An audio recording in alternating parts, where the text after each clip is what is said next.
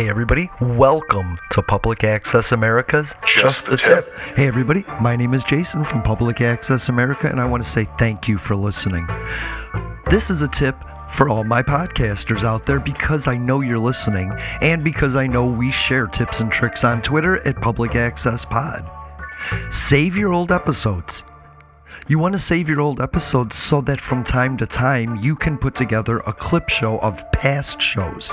This will give you a week off, a chance to recharge, and a chance to show people that you work with and that work with you that their time matters and that they are appreciated by you and that you wanted to think ahead to give them the time they needed for the space that they need. Thank you for listening to Public Access America. Find us anywhere you find your favorite podcasts and enjoy this clip show.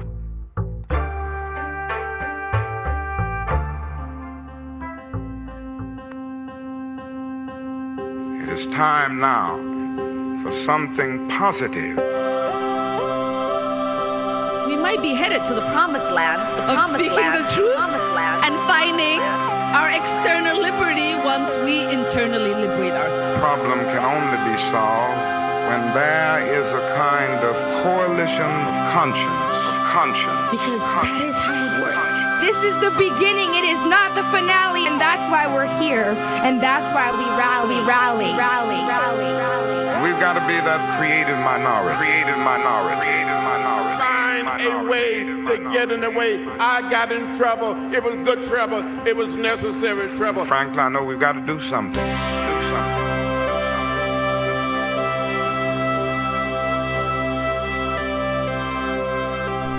Hey everybody, and welcome back to another episode of Public Access America.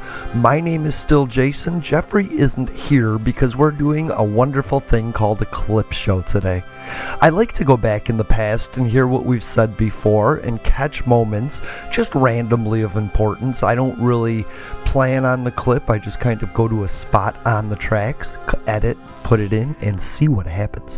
This one happens to be Rick the Republican's 11-point plan to rescue America from all the greatness they left behind. And I really like this episode because it kind of gives a little bit of insight into the Republicans' plans for the future. There isn't much of it. We don't like to be political these days, but I think this is important to know, to understand, for the humans that have to live under the policies politicians create. We should at least learn about them before they enact them so that we can have a say prior to them becoming legislation. So thank you for listening to Public Access America. We're enjoying a week off, and that is really nice to do for myself and my co-host. We all need our mental health, and taking that time is important. So please support and enjoy this clip show, and we will be back next week with more episodes of Public Access America. Trying to find. So Rick Scott came up with a list of 11 things that the Republican Party was going to work on, and I was looking for it because one of those things is government reform and debt. And he feels that many government agencies should either be moved out of Washington or shuttered entirely. So that goes along with your views, right? Similar. I believe that. I don't know that moving an agency out of an area makes any sense. There are certain realms where it does make sense. So, for example, like the BLM, Bureau of Land Management. Most Bureau of Land Management lands are in the western part of the United States, like a vast majority of them. So when it comes to like the actual like management of those lands, I do believe that that should be done more locally if you're going to keep them in government hands. But it's all based out of DC, and so it's more of a political branch than it is an actual management branch. And that's a problem because then you have a lot of political money being spent on politics rather than actual land management. So there's that. Good point. But there is a cost to travel and administration. There was a cost to Department travel. Of Agriculture. There was a cost. Like you should, this is one of those things where we need to start thinking about this in terms of modern day, not 50 years ago. Yeah, it used to be a horse and buggy 2 months to get to Washington from your state, or a $1,500 plane ticket. And look at you and I are literally on opposite ends of the fucking country, and we're talking.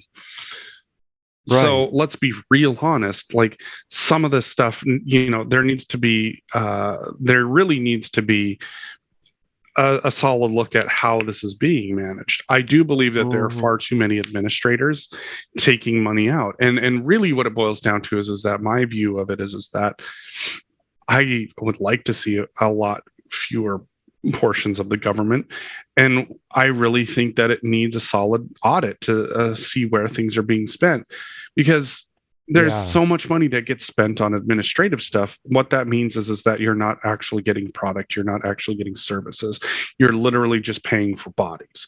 And those bodies, I'm not saying they don't provide some level of service, but the more administration you have, the less you actually spend on the issue that you're claiming to spend money on.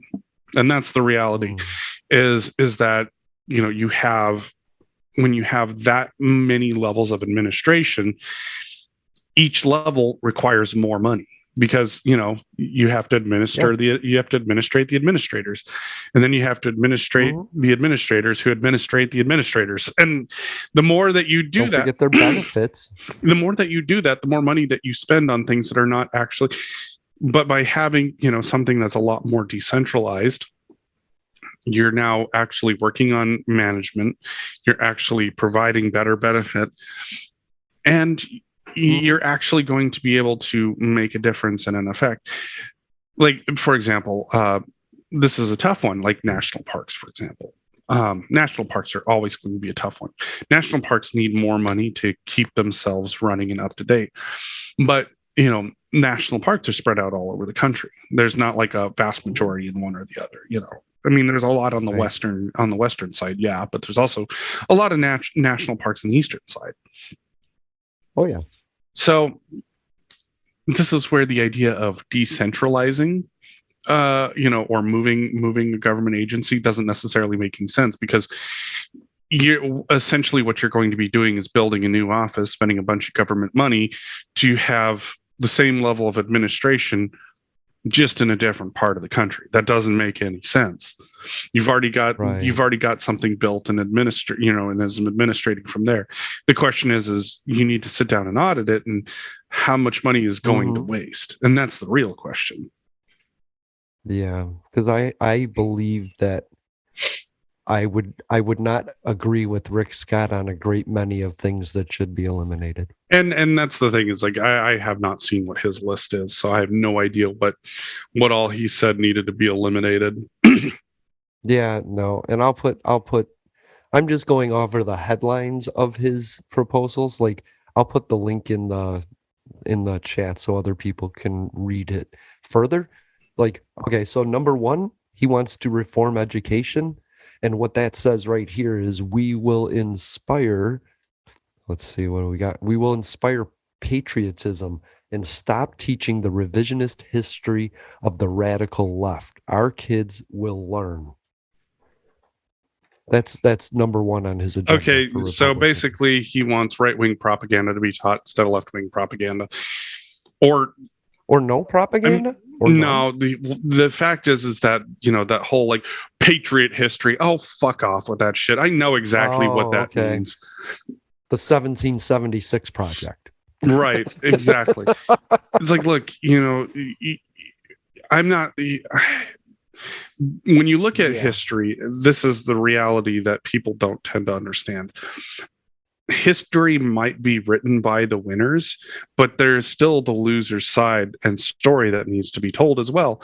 And yeah, it's hard to sit down and say, okay, what of this is just, patriotic embellishment, and what of this is just, the loser being butthurt and embellishing on, the defeat that they took. Rather than, understanding that objectively, the experience is awful, and that, people like me have a lot to appreciate based on how our world has progressed. There are a number of people who have not gotten to progress in the same way. And you have to be able to understand how that history has worked. I mean, what are we going to tell people about slavery, for example? Are we going to sit down and say, "Oh no, America is great because it was built on slavery"? You're going to be an idiot if you say that. Well, the South says slavery was a good thing, that white people came and gave these people a place to live and work, and they treated them well and No. gave them everything they needed. You know, they celebrate it in certain towns in the South. I think in Georgia, they have a slavery day where they have black people doing the Uncle Tom sort of thing. Thank you, thank you, thank you. Yikes.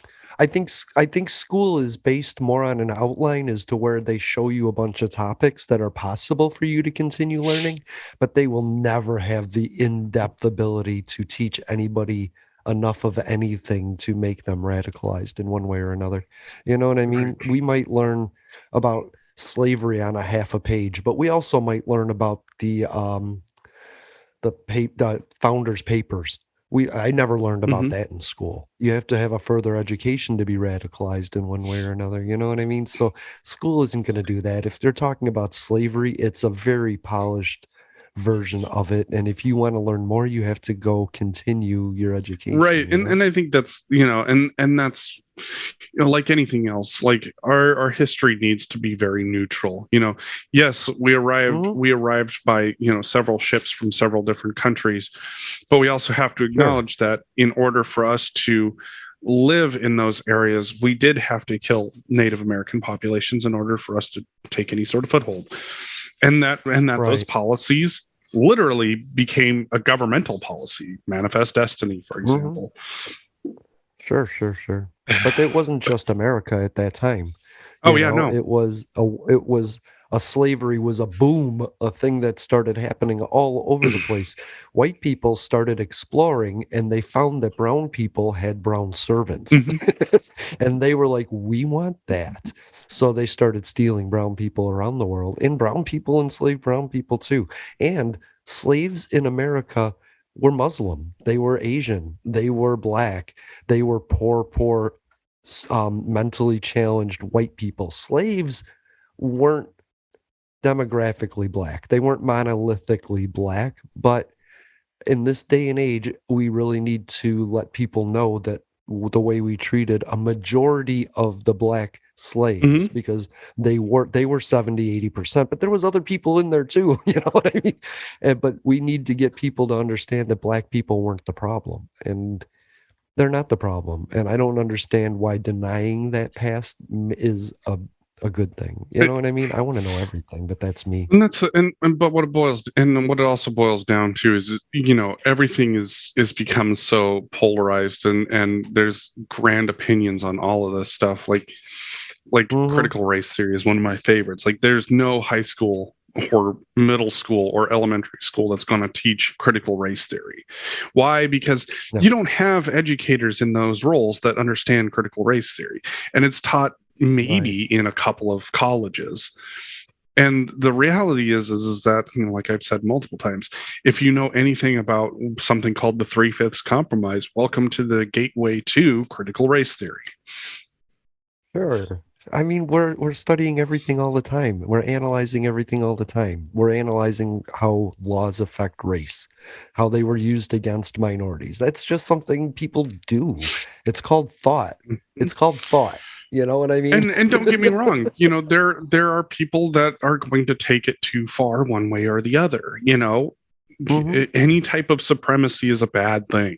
Let's be real honest. Sure, but if you're standing in a store and you see a black man get tackled to the ground by a police officer, and you think to yourself, I wonder if that was justified. Yeah, that's critical race theory. You're considering the way the law is being used against a minority. And even if you're in your own personal life, you're still doing it. Like, I didn't get treated like that. Why does he get treated like that? Oh, I'm glad he gets treated like that. Or I'm not glad.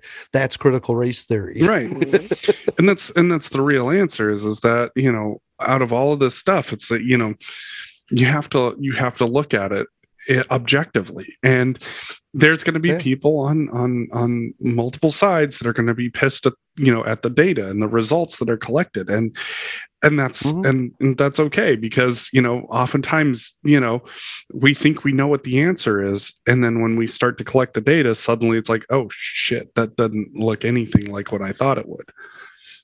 Right. But we're not doing these things to blame white people. Like, we're not thinking about that police officer tackling that black guy as a racial issue. We're just like, why is it affecting minorities more? But we're not seeing the white officer as the blame. It's the system we're blaming, not the individual white people, and I think a lot of white people are scared that they will have a guilt of culpability when it comes to slavery.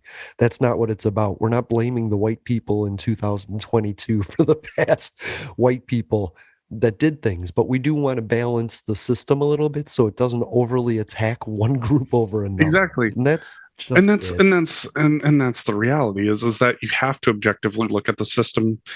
You have to look at it all the time, because you have to see what's changing. You look at drug laws, for example, like marijuana. Marijuana is one of my favorite ones, simply because alcohol is legal but was prohibited, and we saw how that played out. Marijuana, it became illegal to use, and when you look at the demographic of who got arrested for it, at some point that demographic changed, and people started going, oh shit, we're getting a lot of people across the board that are getting arrested for this. Well, maybe we need to look at how we're dealing with this. But the popularization of the word marijuana was a trope used against the Latino communities that it was coming from. Like, it was coming from Mexico, so Mexicans, they must be using it. Let's call it marijuana, to give it that Latino spin. So we suddenly hate Latinos for marijuana. But it turned out, Jeffrey, we love Latinos for marijuana. Well, it turned out too that we also had a bunch of white people bringing weed in from other parts of the world, like Pakistan. Yeah, so we called it cannabis. Cannabis. It's like, oh, hey, it's weed. Right. That's exactly the point. So, okay, number 2 is awesome, because I think this is something we can all get on board on. And it is, we are going to eliminate racial politics in America. I think that's important. Colorblind equality. I love this. And it's from a Republican. Well, great. It should be. But that's, once again, when it comes to the politics side of it, you have to look at the lens of how it's affecting people. Any political action that you take, you're going to have to back up that it has a neutral effect on any particular race. And the only way that you're going to be able to do that is, number one, input from, a vast body of people, and number 2, data that shows that what you have tried to implement actually works. So that's something to keep in mind, is that it's not going to be just enough to pass something that's going to make it neutral. You're going to have to collect data on it and ensure that it is staying neutral, and whatever is affecting that is going to change. And I think that, when you look at it, this is something that we've talked about multiple times, is that you have the left that inherently thinks that black people are going to vote Democrat, and it's a weird idea, because I think we all know that there's a large group of black conservative Christians out there that they're not going to vote Democrat, or there's a number of a lot of Latinos that come across, they're very religious and conservative, and the idea that they're going to vote for Democrats just because they're brown is really weird. Right. It's like, a lot of them have they have beliefs pretty much similar to where I grew up. And it's like, there's no way that they're going to look at that and look at, Democratic Party and go, yeah, no, I'm totally going to vote for that. Yeah, what Cuban is coming from socialism to vote for socialism, And so that's one of those things, like both parties need to understand that, they've got to get away from this weird idea that people of color are going to vote for Democrats and only white people are going to vote for Republicans, but that, you know, as a Republican, your policies have to gear towards white people, and as Democrats, your policies have to act like they're going to gear towards everybody, but then only gear towards white people. Thanks for listening. That was from a February episode, February 27th, and it was Rick the Republican's 11-point agenda to rescue America from all the greatness they left behind. And it really shows and highlights a lot of what's going around in the national atmosphere, but we on a local level, we don't seem to notice but until it comes crushing down on us. So at least at Public Access America, we're giving you some information, and I kind of like going back to that because I love Jeffrey's like opinions and stuff. You can find that episode on Apple Podcasts, Spotify, TuneIn, Google Play, Player FM, the Stitcher Smart Radio app, Pocket Addict, and more. This next one coming up is from a great episode called Florida is Closed. Now we're going to be discussing communism and how it evolves and how capitalism and democracy kind of evolve and devolve and all of that stuff. And then we get into some of the Florida politics that seems to be authoritarian in the same way. And what it does, the policies that they're creating in Florida, they're actually discriminating against the people of Florida, and more people should know about that. We don't want it to spread. We want to get rid of it in Florida and not expand it to other states. So here it is. Yeah, that's the whole point of it. Once you get rid of everything else and it's only the pigs, then yeah, the lesser pigs are the lessers, right? And it's there's always going to be inequality. Like, I think equality is part of the matrix, like the carrot we chase, you know. Oh, I'm absolutely. never gonna have it, but it's always fun to try, you know. Well, and you know, that's one of those things, like, you know, why it's one of the biggest reasons why I don't believe in banning books, no matter how fucking dumb they are.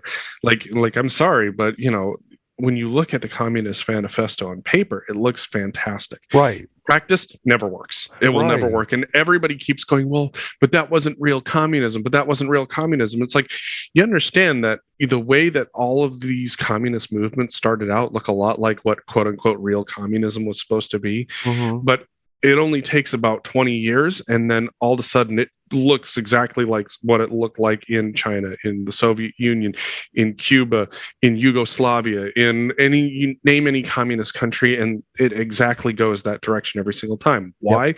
Because power corrupts, and you put people in power, they're going to inevitably take as much as they can, and especially when they can sell a good enough lie that everybody's going to be equal. Right. No, I think I'm a big fan of the movie Gandhi, and I know what the UK did to oppress places like India and Australia and the Bahamas. You know, the way they treated the people, there was no equality there, and those people all had to fight for it.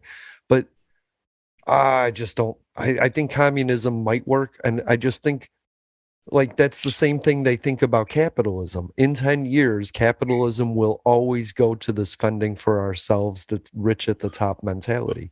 And, but they all stray through socialism. You know what I mean? But that's the thing is like, you know, I would say that what you see with, you know, with communism, where you have that group of people that, you know, tend to take advantage of and have the most wealth, and you know, that group in capitalism, you know, those are juxtapositions of each other. They're at complete opposite ends of the spectrum. And the reality is that, you know, when you look at communes, they work on a very small scale. Right. I'm thinking of sunny Ukraine, the old place. You know, yeah.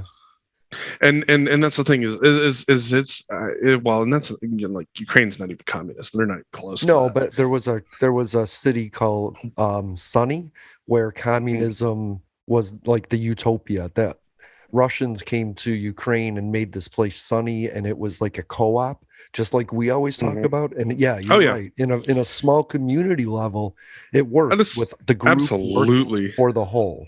Right. And that's the thing is that, you know, it's really easy for it to work on small scales. Why? Because everybody knows everybody, and the idea of screwing somebody over doesn't feel good. Right. But the moment that it moves into any type of a larger scale, it starts to fall apart really quickly. And And I get why. Everybody values, and that's part of the problem is that everybody values their work, their labor, their anything differently. And so it's really unfortunate that people don't see that. Right. I would love it if all of us could actually work together. All of us have equality of opportunity, equality of outcome, equality of any number of given things. But the reality is that no matter how hard you try, that's never going to be the case. That doesn't mean that we should just give up and say, fuck it, free for all, like what we're seeing on the other end of the spectrum of capitalism. But, even if you look at Biden's State of the Union, capitalism without competition is not capitalism. Right. And he's a capitalist. Exactly. And that's one of the things that you and I have talked about several times is that, you have to have effective competition. And, and unfortunately, like, especially in our conversations around, prescription drugs and all of that, there is no effective competition. Right. The competition is between the hospitals, not between the companies. And that's the difference. Right. The profits are going to restrict competition, not to make their products better. Exactly. Yeah. And just on a brief note, Facebook still has Instagram and WhatsApp up in Russia.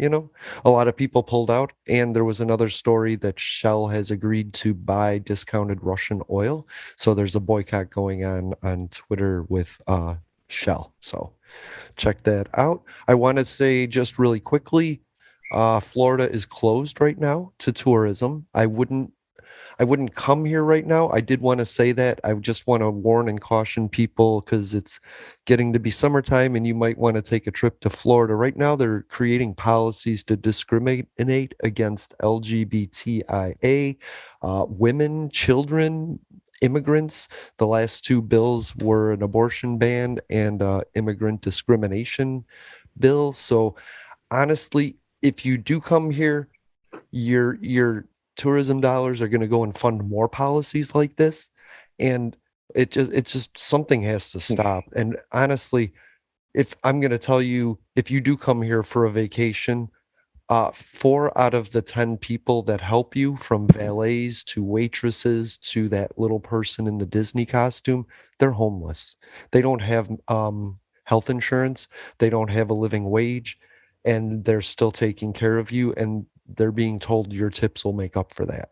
So, I mean, go to California. You know what I mean? Go to Texas if you want. I hate Texas. No, don't even do Texas. What I'm saying, if you're a conservative looking for a conservative state, it isn't it. And if you come here and you are anything other than a white Caucasian cisgendered male, you could face discrimination, and that could happen anywhere, and the state is okay with that. So I want to ask people not to come to Florida, please. It's really interesting how the party of, less government supposedly keeps finding ways to create more government. Right. And that's for me as somebody who really likes the idea of less government, and this party claiming that that's exactly what they do. They continuously add in new pieces of government and new enforcement and new government overreach, and it's just absolutely wild to me. It's the courts are gonna argue all of this, and he's just hoping that all gets to the Supreme Court and he's president by the time that happens. You know what I mean?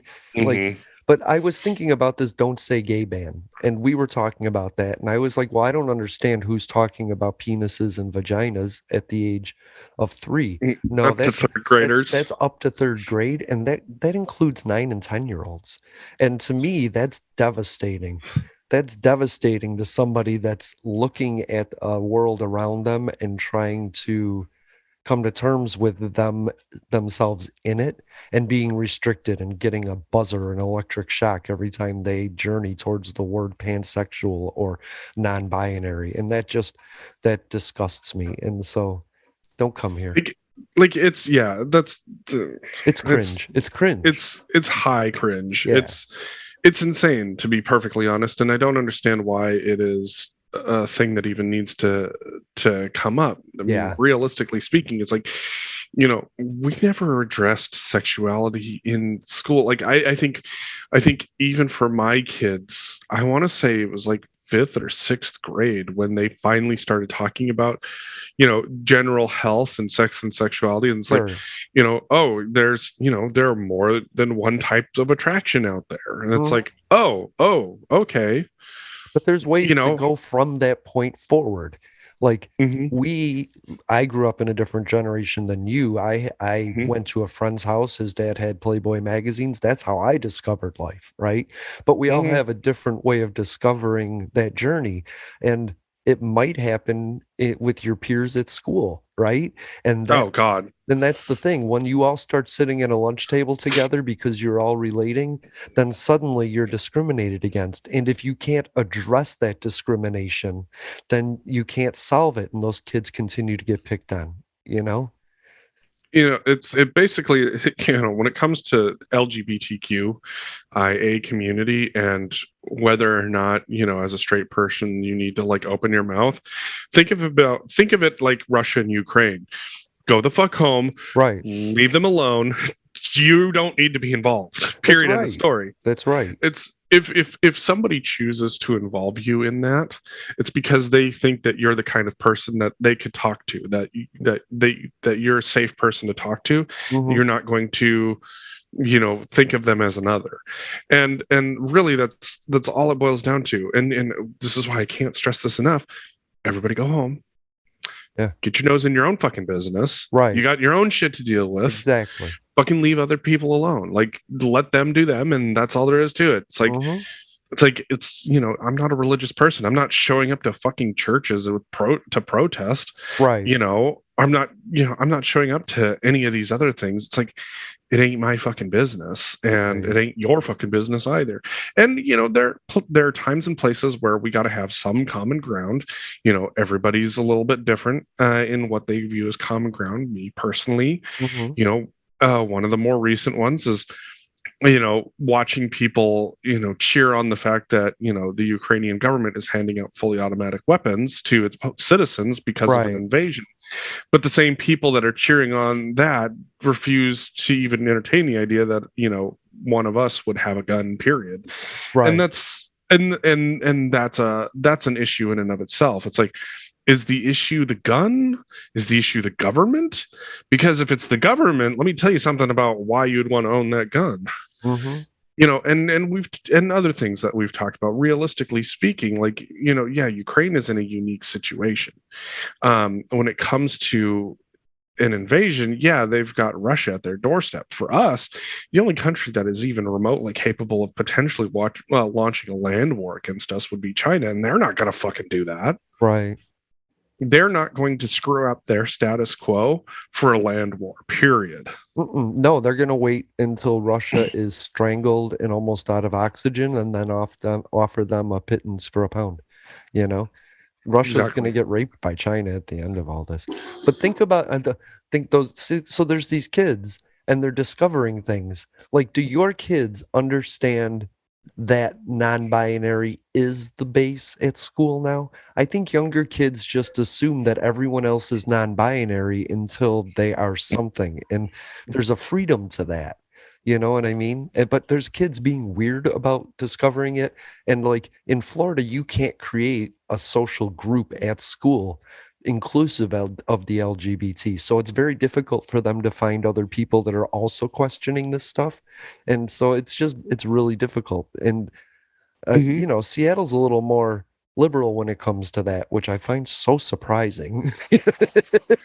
I mean, there's definitely some more, liberal ideas about it. But, what it boils down to is that, I'm the kind of, and this is where I piss everybody off. It's like, look, there's a group of people who want to pray at school, let them pray at school. If there's a group of people who want to discuss non-binary and trans politics at school, let them discuss it. Right. When it comes to the freedom of exchange of ideas, the more normal your relation with other groups are, the easier it becomes.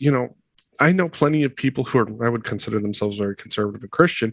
They have nothing against trans folks at all. In fact, some of them have friends that are trans, and even some of those friends don't understand, some of the politics that one group or the other has. And it's what it boils down to is that, we've talked about this so many times. People tend to lump. It's like, oh, if you're black, you have to be a Democrat. Right. Never mind the fact that there's, this extremely conservative, devout, religious group of black people.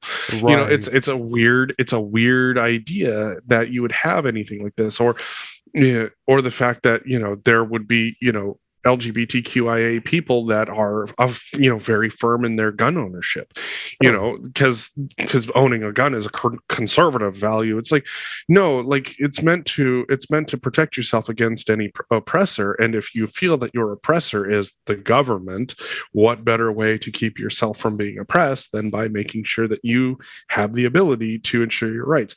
The reason that the Second Amendment, the reason the First Amendment exists and is alive and well is in this country is because the Second Amendment exists. Sure. Okay. I don't think people understand that a Democrat in Florida is closer to a Republican than a Republican in California. You know what I mean? Like, and like, there's Joe Manchin. People would consider him a Republican in any other state, but he is a liberal in his state. And there's all these varying degrees to everything. You know what I mean? Yeah. It's this monolithic behavior because we can't comprehend 7 billion differences. We got to find the similarities. So we're this thing that constantly congeals in combined efforts and then dissipates because we have minute perspectives that go beyond generalizations. Wow, I can't believe I spit that out that well. Nice. That was a good nice. So let's see. How about we're going to get back to a Putin-Trump thing. I had a thought. So here's the real question with both of them, and it's basically either they were smart enough to know what they were doing was wrong and a lie, or that they're lying, or they're so stupid that they can't see that they're being manipulated and that what they're doing is wrong, right? So either they're stupid or they're evil. And those are the two choices that we're using to, to compare the two. You know what I mean? And on that note, I want to say, I feel like we've kind of handed Joe Biden a broom and asked him to clean up a mess, and then we just keep pointing to things and going, "You missed a spot." You know what I mean? Like maybe we could help sweep that up. Yeah. So Lindsey Graham said someone should kill Vladimir Putin. And that was dumb. It's these things. I woke up in the middle of the night to see Lindsey Graham on Fox News saying we should kill Vladimir Putin, and I wasn't sure if it was a dream or not because I have never in my life watched Fox News. And I was like, well, that's not good. And so I woke up and I was so happy to see that others, not just me, had seen that and said that's not good. Is that not good? That is not good. That isn't good, right? It is not good, for the same reason. For the same reason that Vladimir Putin trying to assassinate Zelensky is not good. Like it's a war crime. It really is. And right. And that's the thing is that we have, especially as Americans, we have to get used to the idea of we need people to face justice for their crimes and not give them the easy way out of just having their brains blown out in a bunker. Yeah. So, realistically speaking, assassinating a leader, bad decision. In fact, it's kind of what led to World War One.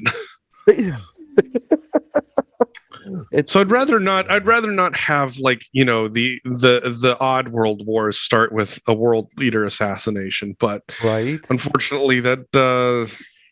Republicans were high on the hog of going down into Central and South America, though, and killing leaders, putting in new ones and giving them a buttload of money to be nice. Well, so were the Democrats, though. Right. So we know how killing leaders goes, right? Yeah, we've been pretty good at that, and that's a bad decision.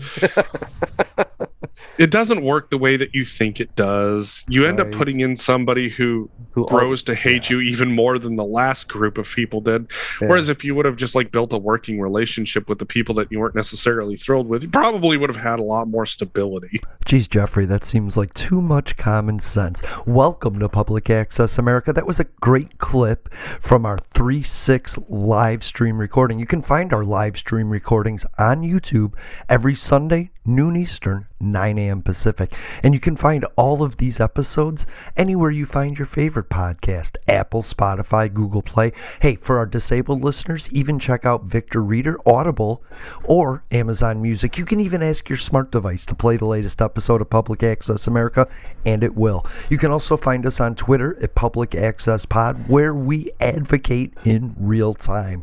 Our next clip is from an episode called Let's Start 13.6 billion years ago. And what's amazing about it is one day early on, Jeffrey said, I don't like talking about conspiracies and things that aren't fact, and I've stuck with that. And then all of a sudden, here comes aliens and the universe and histories of that and the evolution of all of that. And I love talking about that with Jeffrey. So here's a great clip from that. This is from 313. Listen up. Adding it to my note. Breaking news on Public Access America. What? That's crazy. Hey everybody, how you doing? Welcome to Public Access America. My name is still Jason. His name, I'm assuming, is still Jeffrey. And we are here, as we are every week in our live stream, to talk about the world and the weirdness going on in it from our perspective. Jeffrey, is this kind of what hell is? Is this one of the rungs of hell, where you and I just sit in eternity talking about a world that's burning down around us?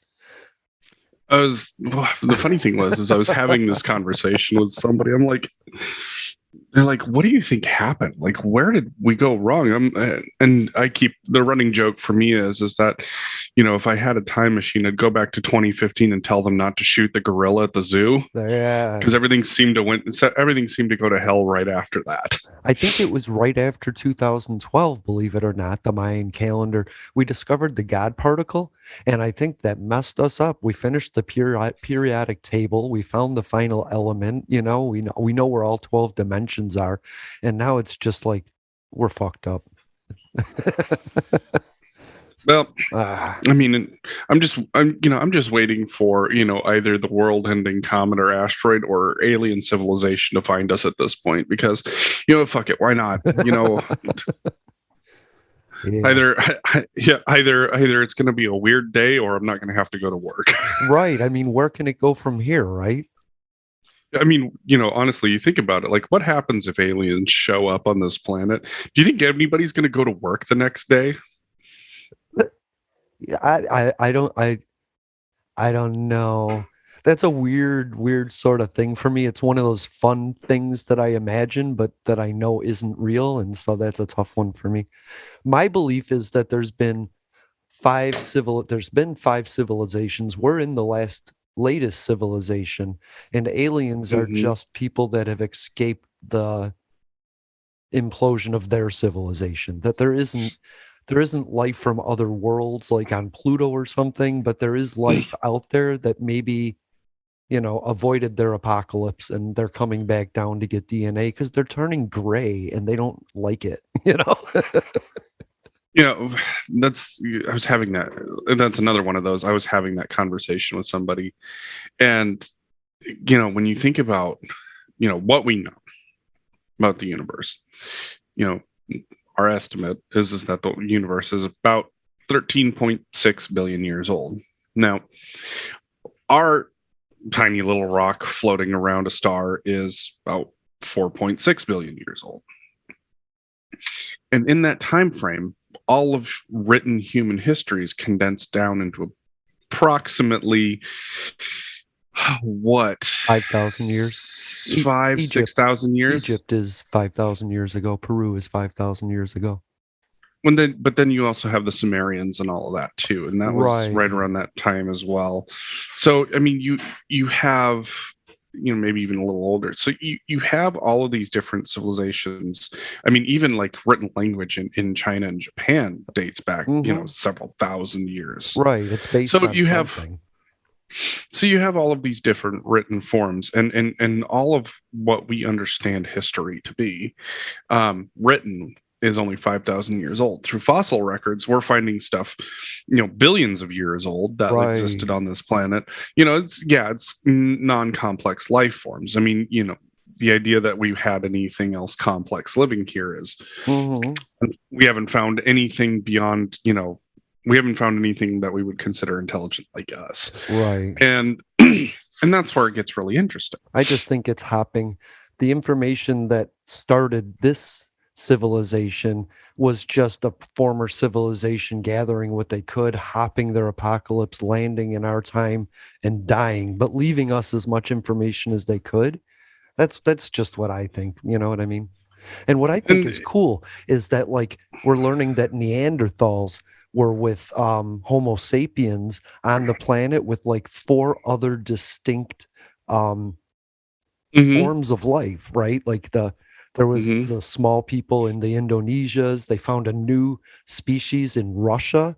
It's just, and they were interbreeding and all that. And so when you had Cro-Magnon, you had Homo sapien, you had Homo erectus, you know, but you had those off-skirt like hobbit people, you know.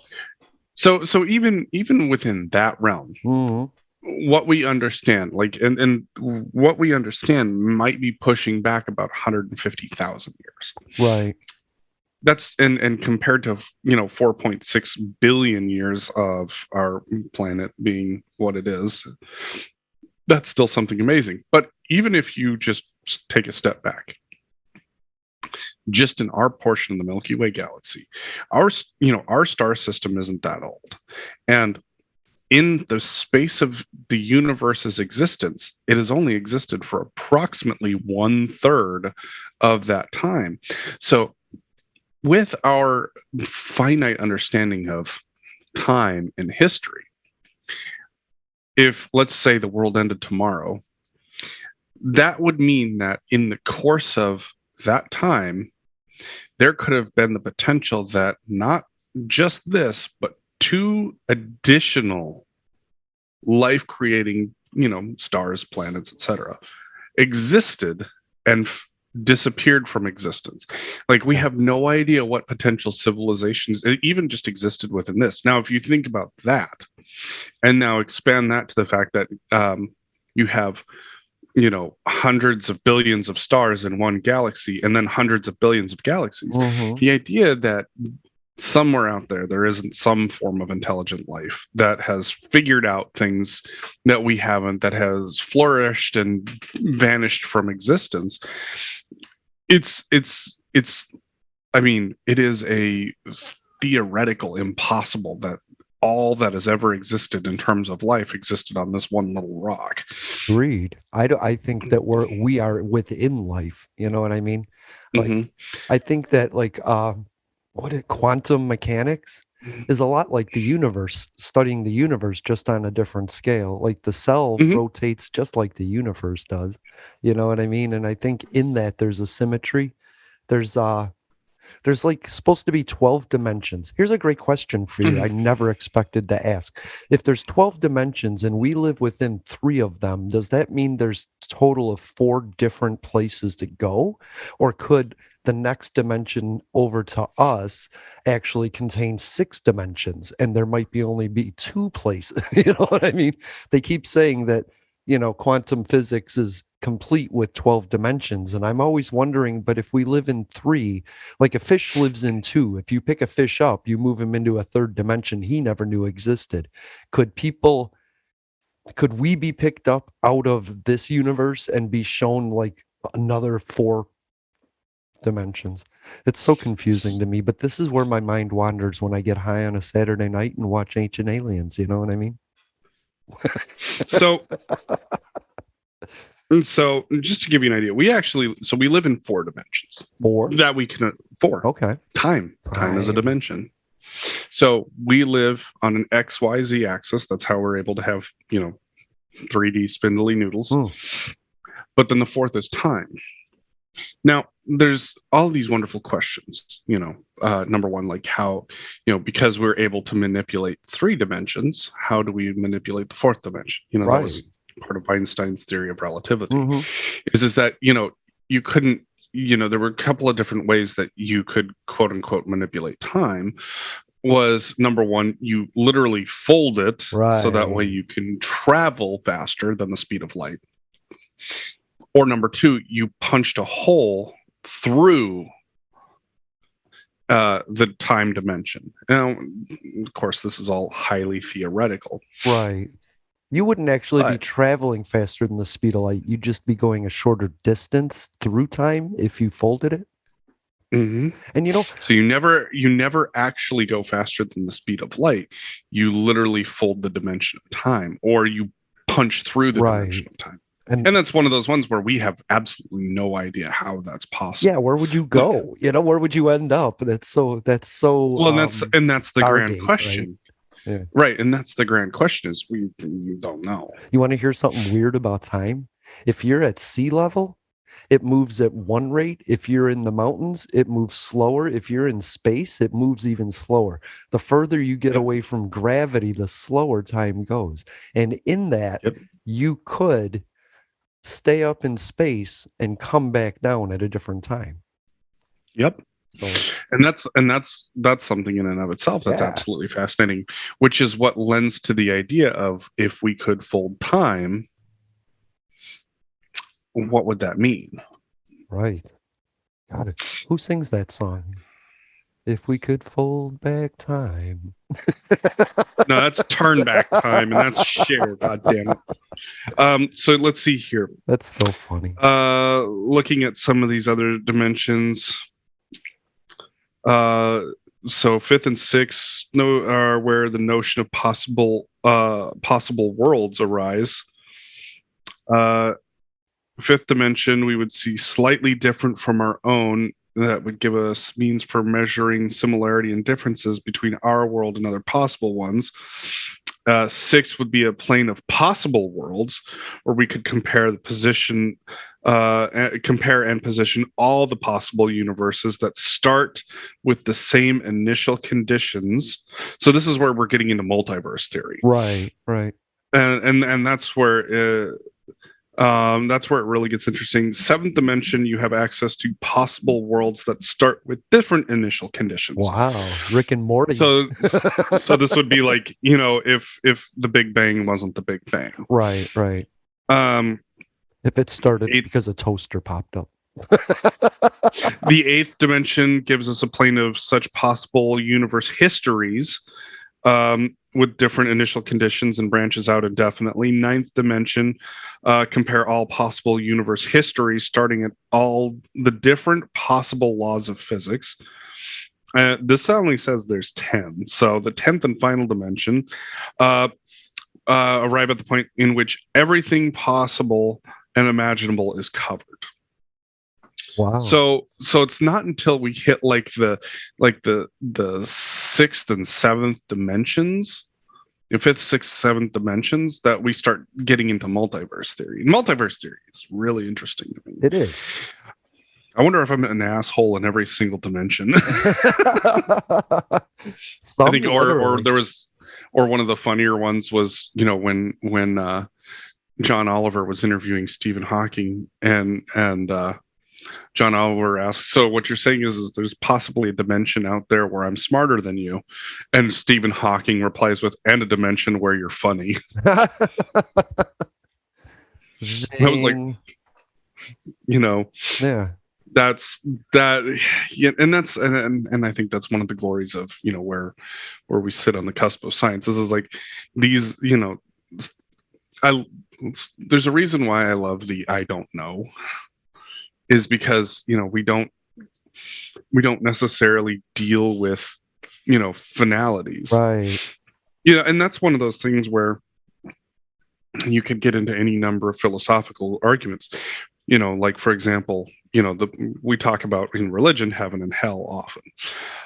So the question then would be, are heaven and hell just different planes of existence that fall within one of the 7 to 9 dimension, the 7th through 9th dimension, or 6th through 9th dimension, right? Or is it just an abstract of our own being? Well, and I think many a great philosopher have asked that question. Is it an idea that was simply made up to make people behave and be good to each other, or is this an actual plane of existence? I mean, to tell you, that's like, if you look at multiverse theory, there is nothing that says that the plane of heaven doesn't exist and that the plane of hell doesn't exist. And so that's where it gets really interesting. And then, we also, especially in the Catholic Church, we talk about limbo a lot, or so that way, where you're sitting there, purgatory, right? Another word for it, and that idea of you're just kind of sitting there waiting, like it's just dead space. Right. Well, I think that's a lot of what existence is. I was thinking about the devil, and I thought to myself, the thing about the devil is that religion is based on redemption, and the devil is unredeemable. And I don't get that oxymoron within religion, that we would give up on a fallen angel because he did something so bad we wouldn't continue to try and redeem him. Well, and that's actually where the difference in Catholic philosophy is versus, I would say, more of the sectarian Christianity. Right. It's not that Satan was not redeemable. It's that Satan refused to be redeemed, and that was the difference. Interesting. Okay. So the concept was never that you're completely unredeemable. It's that you had the choice to be redeemed, and people would actively make that choice to not be redeemed, and then that's where you fall in with Satan, Lucifer, Morning Star, however you want to put it. But we're all given those choices every minute of every day on which direction to go, and I think that's the point. Exactly, and that there are people out there that refuse to be refuse any type of redemption for themselves, and that's the reality is that what the teaching really is about is that you can make the choice to do right, to do good, or you can make the choice to do wrong. Redemption is there, you have to seek it, right? And for those that refuse to seek it, there's only one place that awaits you, and that's what the lesson is he refused redemption. Okay. Now I like that. That's fine. So that's where a lot of people think that there's this great the idea of this great other entity besides God, that there was like this huge battle awaiting, and it's really more metaphorical about the redemption was always there. It's just if you refuse to take it, that's all there is to it. Right. There's only so many I told you so's the universe can give you before it just calls your number. You know what I mean? Exactly. But in every movie, there's a bad guy that goes, "Oh, I want to be good now," and at the last minute, redeems himself and finds salvation. That's what the world is about. You can do that at any time, in any sort of way, and that's practicing that in small individual ways is how you begin to do that and begin thinking that your decision can positively affect somebody else if you make it, or just yourself. And then you go on from there to where your decisions help more and more people or harm more and more people. Exactly. Well, that's awesome. I love these philosophical discussions. I try and stay away from religion because it's the one thing that I never even wanted to be educated on, Well, and that's, for me, like having grown up in the church and being the kind of person that I am, where I've read the Bible front to back 3 times, at least the Catholic version of the Bible. And of course, that's where, I have to tell people, it's like, there are multiple versions of the Bible. It's just, every sect has different books included or excluded or whatever have you.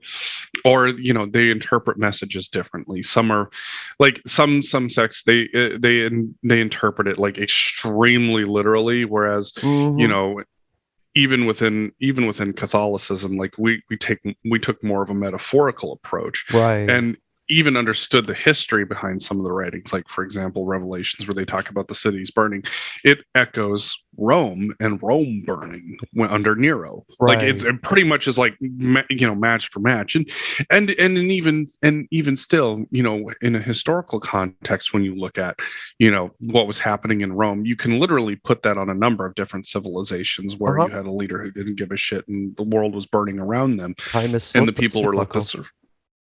Exactly. So, it was the understanding that, there were there were all of these different metaphors for what the end times would look like. And even still, one of the things that we constantly, had said is that you don't know when the end time is, period, end of story.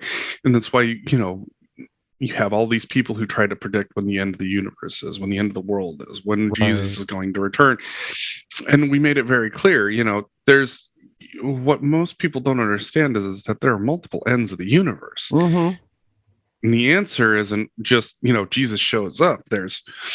You've got things like, for example, what happens when your lights go out for the last time and you lay down and that's it.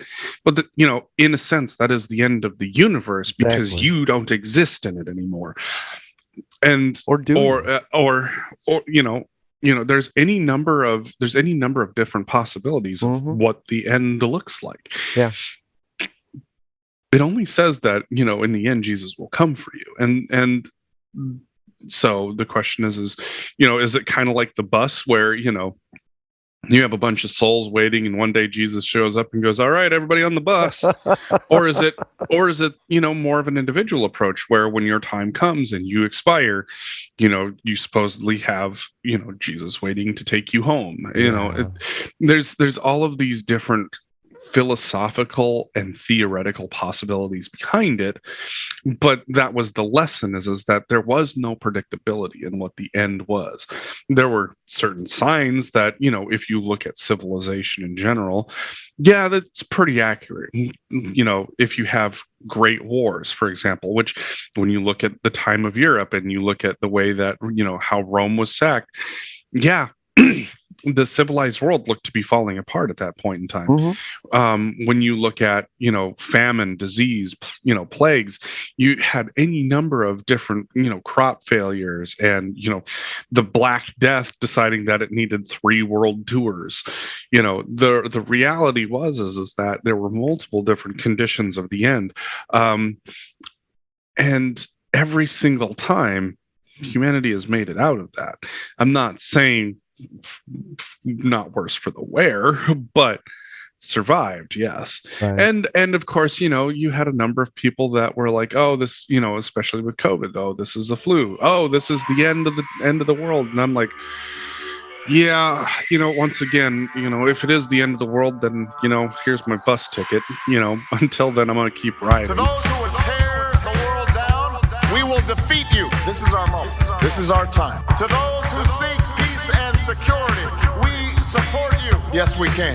And to all those who have wondered if America's beacon still burns as bright, tonight we prove once more that the true strength of our nation comes not from the might of our arms or the scale of our wealth, but from the enduring power of our ideals, democracy, liberty, opportunity, and unyielding hope. Let me tell you something you already know. The world ain't all sunshine and rainbow. It's a very mean and nasty place, and I don't care how tough you are, it will beat you to your knees and keep you there permanently if you let it. You, me, or nobody is gonna hit as hard as life. Ask not. Yes, we can. What your country can do for you. I have a dream. Ask what you can do for your country. I, poor little children. Yes, we can. One day live in a nation where they will not be judged by the color of their skin, but by the content of their character. I don't have to tell you things are bad. Everybody knows things are bad. It's a depression. In this lifetime, you don't have to prove nothing to nobody except yourself. But it ain't about how hard you hit. It's about how hard you can get hit and keep moving forward. How much you can take and keep moving forward. That's how winning is done.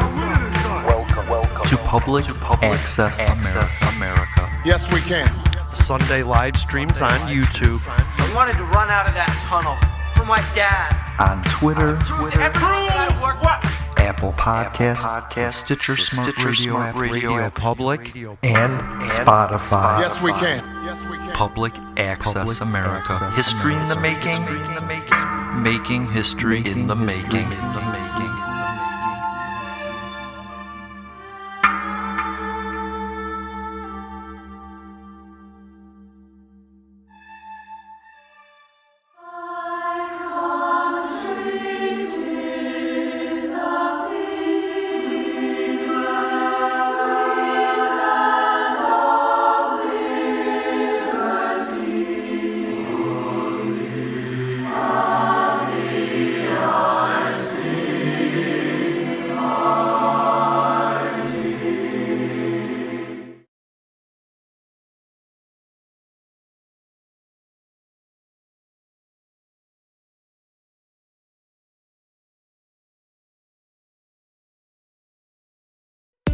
Macy's Memorial Day sale has everything you need to dive into summer the right way, with specials like 30 to 40% off sandals, slides, and more, and 25 to 40% off tops and shorts from Inc., Tommy Hilfiger, and more. Plus, refresh your space with 50% off hotel bedding. And Macy's Star Rewards members can earn rewards even faster during Star Money bonus days.